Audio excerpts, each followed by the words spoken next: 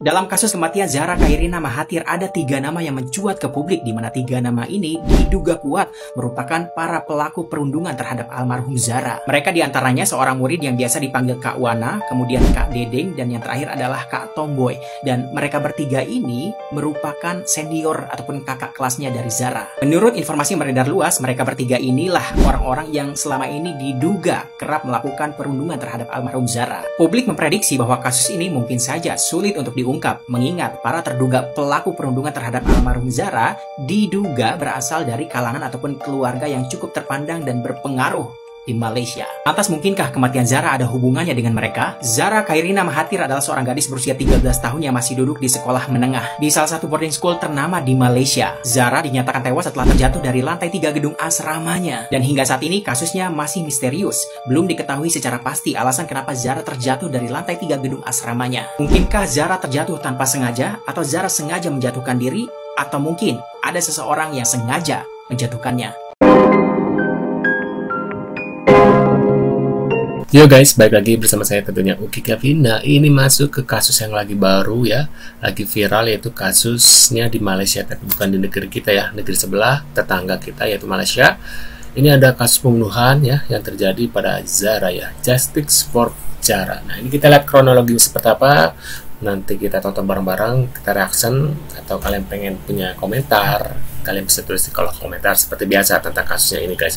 Dan kita lihat bareng-bareng fakta dan kronologi dari kasusnya kematian dari Zahra ini guys. Katanya sih dibulai ya guys ya. Nah, ini kita lihat seperti apa. Anak ini dimasukin ke mesin cuci dan hashtag Justice for Zahra menggemparkan Malaysia. Kasus ini tentang seorang anak kecil berusia 13 tahun bernama Zahra Khairina. Dia ditemukan tewas di gedung asrama pesantren lantai 3 ke lantai 1. Tapi anehnya, bagian luar tubuh dia seperti muka itu tidak cedera. Dan dokter Malaysia itu menemukan badannya Zahra itu mengalami kerusakan yang seperti cedera tengkorak. Kepalanya itu berair kalau di bagian dalam organ Zahra juga banyak bermasalah seperti pembuluh darah. Ibu Zahra saat mau memandikan jenazah putrinya juga menemukan ada dan punggung anaknya. Nah, warga Malaysia jadi curiga, kalau memang terjatuh dari lantai 3 ke lantai 1, kenapa muka dia tidak, malah tubuh bagian internal dia banyak mengalami kerusakan parah. Sebelum Zahra ditemukan meninggal, Zahra sempat mengirimkan beberapa rekaman suara kepada ibunya. Dia mengatakan bahwa dia merasa takut kepada salah satu senior. Dan ada kabar yang beredar bahwa Zahra itu sempat dibully dan dimasukin untuk dihilangkan sidik pelaku pembunuhan. Dan dengar kabar pelaku ini tidak bisa ditangkap juga karena dia adalah anak orang penting. Kasus ini semakin hari semakin heboh di Malaysia, sampai kerajaan Malaysia juga sudah turun tangan.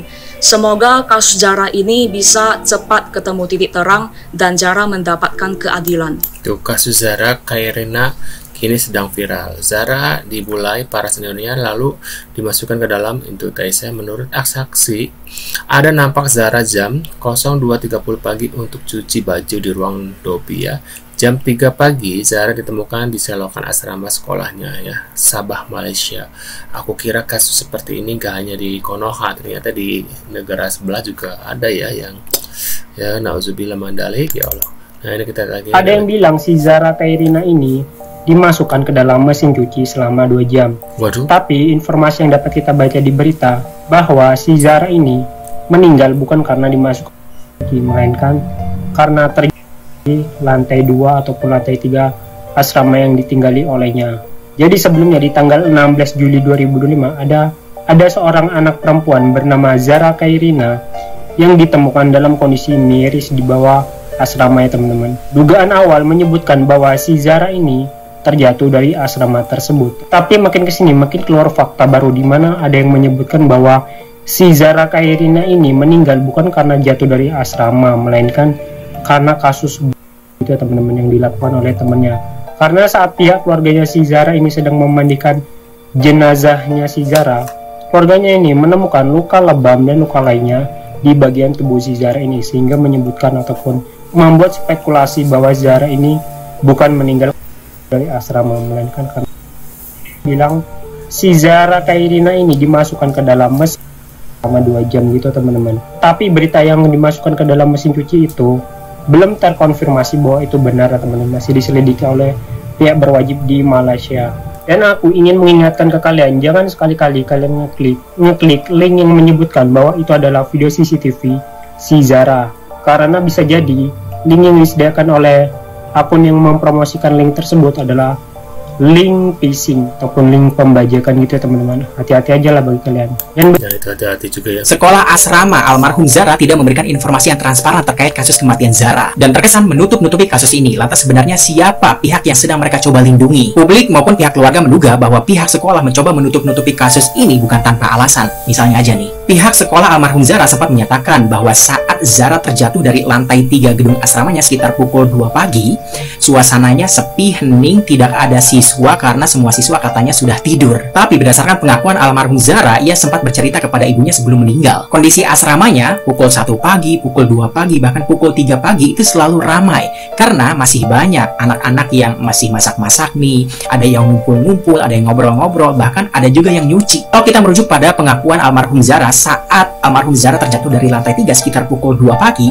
ya minimal ada saksi mata karena kan kondisi boarding schoolnya katanya jam-jam segitu masih ramai gitu ya, masih banyak anak-anak yang terjaga belum pada tidur, atau paling minimal ada orang yang mendengar suara jeritan ataupun suara teriakan, ya nggak sih? Nah ini sama sekali nggak ada saksi mata pada saat kejadian, dan bahkan yang paling mengecewakan adalah tidak ada bukti rekaman CCTV di TKP. Dan yang jadi pertanyaan besar adalah kemana para pengawas boarding schoolnya, kemana para staf sekolahnya, kemana para pekerja asramanya, kenapa jam-jam segitu masih banyak anak-anak yang berkeliaran belum pada tidur, masih terjaga, masih beraktivitas? Bukankah seharusnya boarding school itu yang minimal paling lambat jam 11 malam anak-anak udah tidur semua kan? Berarti bisa jadi adanya kelalaian dari pihak boarding schoolnya. Kemudian saat almarhum Zara masih dirawat di rumah sakit, memang ada beberapa gurunya dan juga pihak sekolah yang datang ke rumah sakit. Namun pada saat itu mereka semua terkesan angkat tangan. Mereka semua kayak cari aman, gak mau disalahkan. Mereka bilang, kami tidak tahu apa-apa, soalnya saat kejadian kami tidak ada di tempat katanya. Dan menurut informasi yang beredar, mereka juga katanya sempat mendapatkan kayak semacam tekanan lah dari pemerintah setempat agar jangan memberikan informasi apapun terkait kasus ini kepada pihak keluarga. Pada saat itu pihak sekolah juga sempat minta ibu dari almarhum Zara untuk tidak membuat laporan polisi. Alasannya karena pihak sekolah sudah buat laporan katanya. Jadi pada saat itu ibu dari almarhum Zara nurut aja apa kata sekolah. Dia tidak langsung membuat laporan polisi terkait kasus anaknya ini. Dia baru membuat laporan polisi setelah anaknya meninggal dan dia menduga bahwa kematian anaknya ini tidak wajar. Selain itu pihak sekolah juga sempat meminta ibu almarhum Zara untuk membawa jenazah Zara ke sekolah untuk disolatkan di sana sebagai bentuk penghormatan terakhir katanya. Ya ibunya nggak terima dong. Ia bilang anak saya ini bukan kucing yang bisa dibawa ke sana kemari. Saya mau mensolatkan anak saya di rumah saya sendiri. Sebagai pihak sekolah, Anda seharusnya bertanggung jawab karena anak saya mati di sekolah Anda tanpa diketahui penyebabnya. Dan gilanya lagi saat proses pemakaman almarhum Zara, datang perwakilan sekolah melalui staf sekolahnya bilang sama ibunya almarhum Zara, katanya kalau bisa kasus ini jangan diviralkan ya. Mendengar itu ibunya almarhum Zara emosi dong. Dia bilang sebagai ibu saya punya hak untuk mengetahui apa penyebab kematian dari anak saya. Saya tidak memviralkan, saya hanya ingin mencari keadilan untuk anak saya. Adapun hal lain yang membuat ibu almarhum Zara kecewa terhadap pihak sekolahnya adalah saat ibunya akan mengambil barang-barang milik almarhum Zara di boarding schoolnya,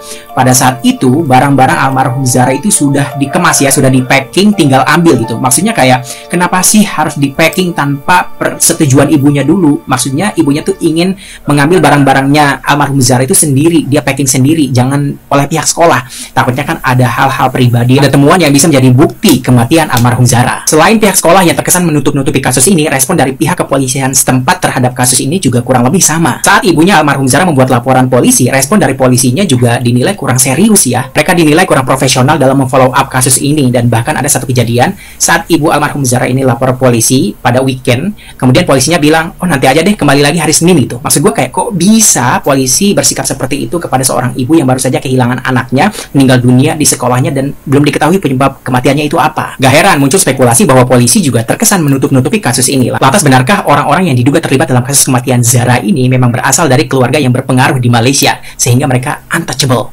Waduh guys ya, mau kira kasus-kasus seperti ini tuh nggak hanya terjadi di Konoha ya, ternyata di negara kita juga, negara sebelah ya, negara tetangga kita juga mengalami hal yang sama ya.